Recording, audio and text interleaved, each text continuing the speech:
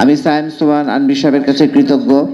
উনি একটি সুন্দর নির্বাচনের ব্যবস্থা উনি করেছেন এবং উনি যে উন্নয়নের ধারা অব্যাহত রেখেছেন সেটার জন্য আমাদের নির্বাচনী বোর্ডের মাননীয় চেয়ারম্যান আমাদের ইকবাল ভাই সদস্য এবং আরও যারা রাস্তায় আছেন তাদেরকে ধন্যবাদ জানিয়ে আমি আমার সংক্ষিপ্ত বক্তব্য শুরু করছি।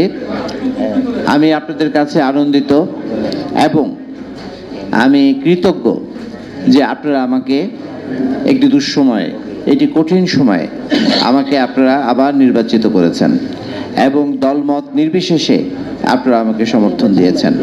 আমি সাংবাদিক ভাইদের উদ্দেশ্যে বলতে চাই, আমার মেয়াদ আগামী 2টি বছর আপনাদের সাথে আমি সুসম্পর্ক বজায় রেখে চলতে চাই, কারণ আমাদের অনেক সমস্যা, পৃথিবীর সৃষ্টির পর থেকে সমস্যা এবং বাজুস যতদিন থাকবে ততদিন এই সমস্যা থাকবে এবং আমাদের এই সমিতি বার্গেনিং এজেন্ট হিসাবে এই সমস্যাগুলি সমাধানের জন্য আমরা চেষ্টা করব এবং আপনাদের সাথে সুসম্পর্ক থাকলে আমাদের সুবিধা যে আমাদের বিশ্বাস যে আমাদের সমস্যাগুলো আপনারা সরকারের কাছে, দেশবাসীর কাছে আপনারা তুলে ধরতে পারবেন।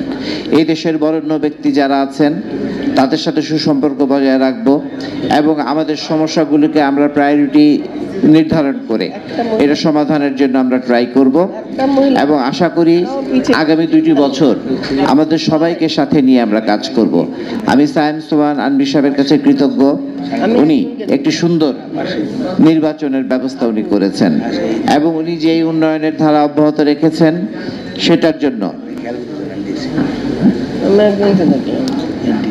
জন্য আমরা কৃতজ্ঞতা জানাই এবং আশা করি উনি যেই উন্নয়নের ধারা চালু করেছেন সেই ধারা অবশ্যই অব্যাহত থাকবে এবং আগামী 2টি বছরের মধ্যে আমরা বাজুসকে একটি চরম শিখরে উন্নীত করতে চাই। এই আমাদের অনেক সমস্যার মধ্যে আমাদের এই স্বর্ণ আমদানিকে সহজ করতে হবে। বিশেষ করে আমাদের নির্বাচনী বোর্ড যারা আছেন তারা আগামী দিনে আমার বিশ্বাস যে এই সরকারের অংশ হবেন, যেই সরকার গঠিত হবে সেই সরকারের অংশ হবেন। আমাদের স্বর্ণ আমদানিকে সহজ করতে হবে। স্বর্ণ আমদানির ব্যবস্থা আছে কিন্তু এত কঠিন প্রক্রিয়া, এই কঠিন প্রক্রিয়ার মাধ্যমে স্বর্ণ আমদানি করতে গেলে যেই রেট দাঁড়ায় সেই রেট দিয়ে স্বর্ণ ক্রয় করতে কেউ আগ্রহী না।